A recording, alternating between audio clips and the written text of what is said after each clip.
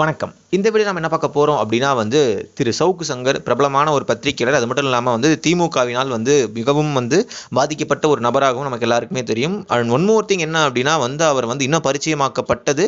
அதுக்கு முன்னாடியிருந்தே அவர் தெரியும். இன்னும் பரிச்சயமானது எதனால அப்படின்னா அதிமுக அப்படின்றதுனால. பிகாஸ் ஏன் அப்படின்னா அவர் ஓப்பனாகவே பிரச்சாரம் பண்ணாரு.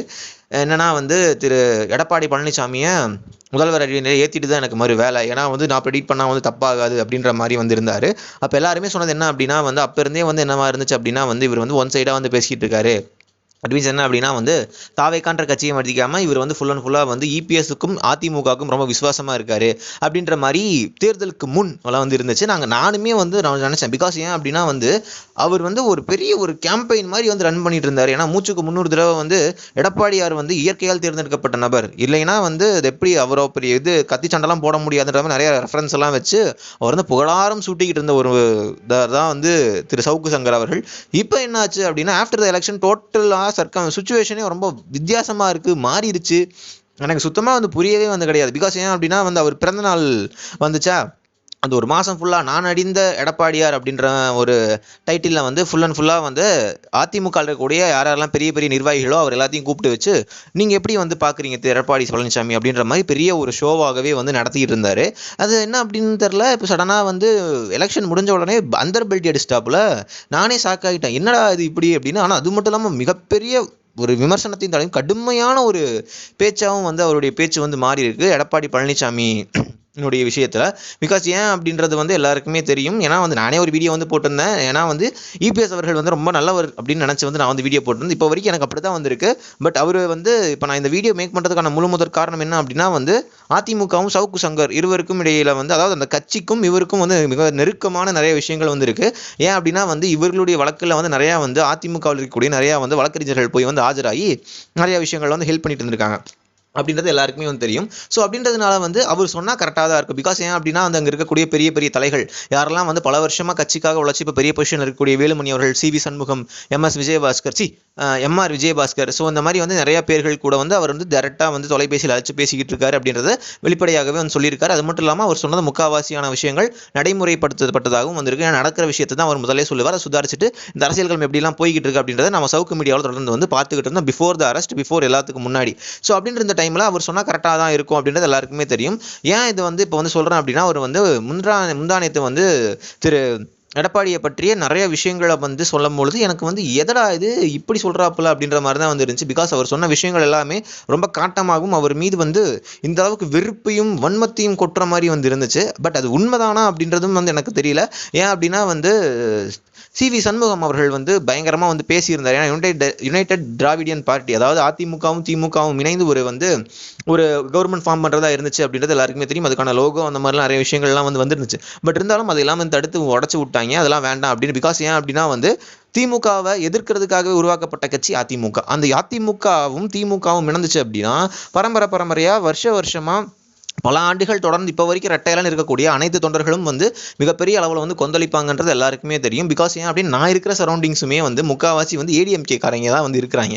ஸோ அப்படின்னு இருக்கிறப்ப இந்த விஷயங்கள் அந்த இடத்துல மிகப்பெரிய அதிர்வலைகளை ஏற்படுத்துச்சு. முக்கியமாக நாங்கள் இருக்கிற சரௌண்டிங்ஸ்லேயும் பயங்கரமாக போட்டு கிளி இந்த மாதிரி நடந்துச்சு அப்படின்னா நல்லா பாரு போய் இது பண்ணிடுவோம் அது பண்ணிடுவோம் அப்படின்ற மாதிரி நிறையா விஷயங்கள் இருந்துச்சா. ஸோ அது மட்டும் இல்லாமல் சோஷியல் மீடியாஸ்லையுமே தாவேக்காவை எதிர்ப்பதற்கு இந்த ரெண்டு கட்சிகளும் ஒன்று கூடுவாங்களா, அது என்னையா அது அப்படின்ற மாதிரி தான் இருந்துச்சு. ஒன் மோர் திங் என்ன அப்படின்னா ஆக்சுவலாக திரு ஜெயலலிதா அவங்க டிக்னிட்டி ஜெயலலிதா அவர்களுமே என்ன சொல்லியிருக்காங்க அப்படின்னா திமுக ஒரு தீய சக்தி, நம்ம ஒருபோதும் அவங்கள ஆதரிச்சோ இது பண்ணவே கூடாது, அதை எதிர்ப்பதற்காகவே முழு மூச்சாக செயல்படும் இந்த அதிமுக அப்படின்ற மாதிரி சொல்லியிருந்தாங்க. ஆனால் அந்த விஷயம், அதாவது பேச்சுவார்த்தை நடந்திருக்கு அப்படின்ற விஷயத்தை போட்டு உடச்சி விட்ட உடனே திரு சவுக்கு சங்கர் அவர்கள் பேசுனதை அப்படியே ஆட் பண்ணி விடுறேன். தமிழக மக்கள் தெரிந்து கொள்ள வேண்டும். எனக்கே இதை கேள்விப்பட்ட போது மிக மிக அதிர்ச்சியாக இருந்தது.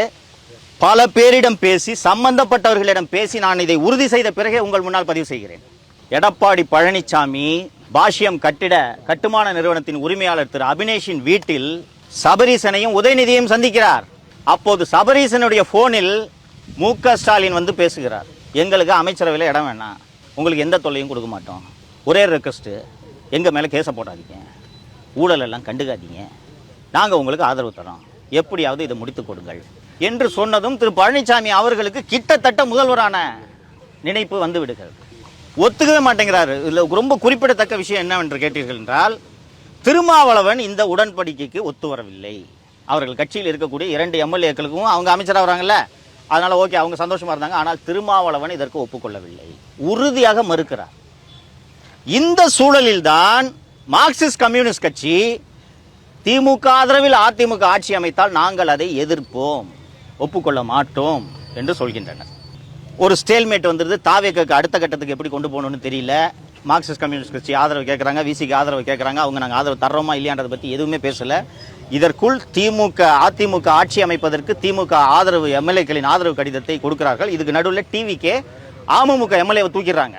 காரில் வச்சு கையெழுத்து வாங்கினாங்கன்னு ஒரு வீடியோக்கள் வந்திருந்ததை நீங்கள் பார்த்திருப்பீர்கள். டிடிவி தினகரன் இம்மிடியேட்டாக அன்றைக்கி நைட்டு போய் கவர்னர் பார்க்குறாரு. பார்த்துட்டு அதிமுகவின் மூத்த தலைவர்கள் ஒரு முடிவு எடுக்கிறார்கள்.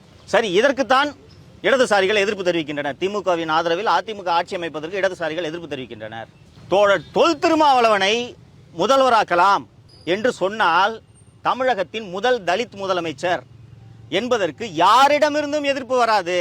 அப்போது சுயநலத்துக்காக கூட்டணி அமைத்து ஆட்சி அமைத்தார்கள் என்ற அவப்பெயரிலிருந்தும் தப்பிக்கலாம் என்று சொல்லும்போது அதிமுகவிலிருந்தே எதிர்ப்பு குரல் கிளம்புகிறது. திருமாவளவனை முதல்வராக்கிட்டு நான் எப்படி என் தொகுதிக்கு போகிறது என்று சில எம்எல்ஏக்கள் எதிர்ப்பு தெரிவிக்கிறார்கள். ஏன்னா விழுப்புரம் மாவட்டம், கள்ளக்குறிச்சி மாவட்டத்தில் தான் அதிமுக சில எம்எல்ஏக்களை ஜெயிச்சிருக்கு. அவங்க எதிர்ப்பு தெரிவிக்கிறாங்க, நாங்கள் எப்படிங்க போகிறது என்று. அவர்களை பேசி சமாதானம் செய்து பாட்டாளி மக்கள் கட்சியின் ஆதரவையும் கோருவோம் என்று அதிமுகவின் ஒரு மூத்த தலைவர் அன்புமணியிடம் பேசுகிறார்.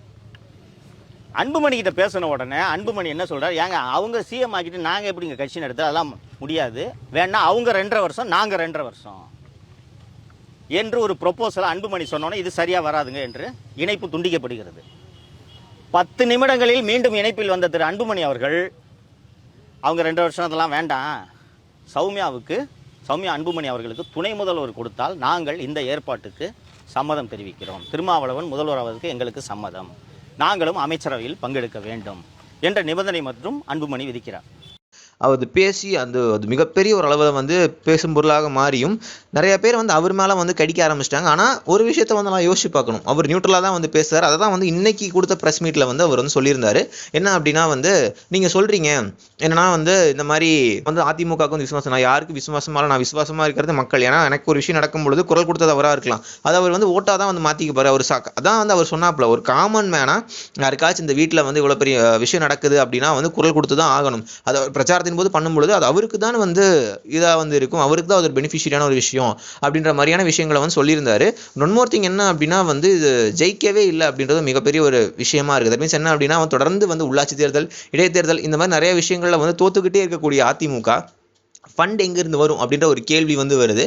அதையும் வந்து திரு சவுக்கு சங்கர் அவர்கள் வந்து வெளிப்படையாக வந்து உடச்சு விட்டார். பிஃபோர் 2 எலெக்ஷன், அதாவது வந்து என்ன அப்படின்னா வந்து அந்த எலெக்ஷன் எல்லாத்தையுமே தோத்துட்டாங்க. ஒன் மோர் திங் என்ன அப்படின்னா வந்து எல்லாருக்குமே வெளிப்படையாக வந்து ஒரு விஷயம் வந்து கிடச்சிருச்சு, ஒரு கிளாரிட்டியை தாண்டி இந்த 2 திராவிட கட்சிகளுமே வந்து பணம் கொடுத்துருக்காங்க எல்லாத்துக்கும் அப்படின்றத வந்து போட்டு வந்து உடச்சு வந்து விட்டுட்டாரு.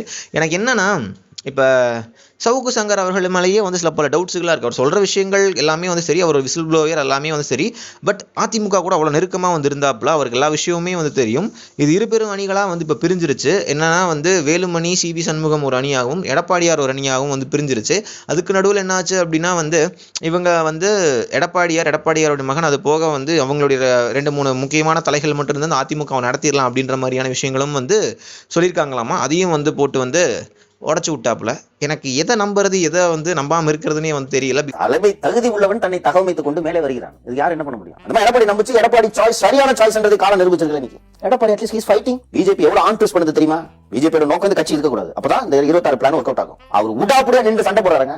You should give the credit to Edappadi. இந்த பக்கம் திமுக எடுத்து சண்டை போடுறாரு, அந்த பக்கம் பிஜேபியோட மிரட்டல்களை சமாளிக்கிறாரு, இந்த பக்கம் சொந்த கட்சிக்காரன் கால பிடிச்சிருக்கான், அதையும் மேனேஜ் பண்றாரு. இதானே தலைவனுக்கு அழகு. நான் திருச்சியில நேற்றைக்கு முன்தினம் நடத்திய பத்திரிகையாளர் சந்திப்பில் இவர் திமுக இளைஞரணி செயலாளர் திரு உதயநிதி ஸ்டாலின் அவர்களை சந்தித்து ஆதரவு கேட்டதையும் சபரிசனை சந்தித்ததையும் திமுக தலைவர் திரு மு.க. ஸ்டாலின் அவர்களோடு தொலைபேசியில் பேசியதையும் 46 எம்எல்ஏ கிட்டையும் நம்ம ஆட்சி என்று சொன்னதையும் நான் சொன்னேன். இவர் இப்போது திமுகவோட கூட்டணியில் இல்லை, எப்போதுமே திமுகவோட கூட்டணியில் இருந்திருக்கிறார். அப்படித்தான் நான் புரிந்து கொள்கிறேன். சோ எப்போதுமே அவர் ரகசிய உடன்பாட்டில் இருந்திருக்கிறார். உங்களுக்கு தெரியும், திமுக ஆட்சி பொறுப்பேற்றதும் லஞ்ச ஒழிப்புத்துறை முதலில் வழக்கு பதிவு செய்தது முன்னாள் அமைச்சர் திரு எம்.ஆர். விஜயபாஸ்கர் அவர்கள் மீது. இந்த மாவட்டத்தை சேர்ந்தவங்க உங்களுக்கு எல்லாருக்கும் தெரியும். ஃபர்ஸ்ட் கேஸ் எம்ஆர்வி மேல. போக்குவரத்து துறை அமைச்சராக இருந்த எம்ஆர்வி மீது சொத்து குவிப்பு வழக்கு, சுகாதாரத்துறை அமைச்சராக இருந்த திரு திரு சி விஜயபாஸ்கர் மீது சொத்து குவிப்பு வழக்கு, பத்திரப்பதிவுத்துறை அமைச்சராக இருந்த கே சி வீரமணி மீது சொத்து குவிப்பு வழக்கு, உள்ளாட்சித்துறை அமைச்சராக இருந்த எஸ் பி வேலுமணி மீது 2 சொத்து குவிப்பு வழக்கு, 2 லஞ்ச ஊழல் வழக்கு, தங்கமணி மீது வழக்கு, திரு எடப்பாடி பழனிசாமி அவர்கள் மீது ஊழல் வழக்கு 1வது நிலையில் இருக்கிறதா? ஒரு வழக்கு நிலையில் இருக்கா சொல்லுங்க. எப்படி இல்லாம போகும்? அவர் வைத்திருந்த துறைகள் என்ன? பொதுப்பணித்துறை, நெடுஞ்சாலைத்துறை. அவருக்கு முதல்வர் பதவி கிடைத்ததே பூவாத்தூர் ரிசார்ட்டில் எம்எல்ஏக்கள் கர்ம யுத்தத்துக்கு போக போறேன் என்று மிரட்டிய எம்எல்ஏக்களுக்கு தலா 3 கோடி இவர் உடனடியாக வழங்கியதால் தானே சசிகலா இவரை தேர்ந்தெடுத்து முதல்வராக்கினார். அப்படி இருக்கையில்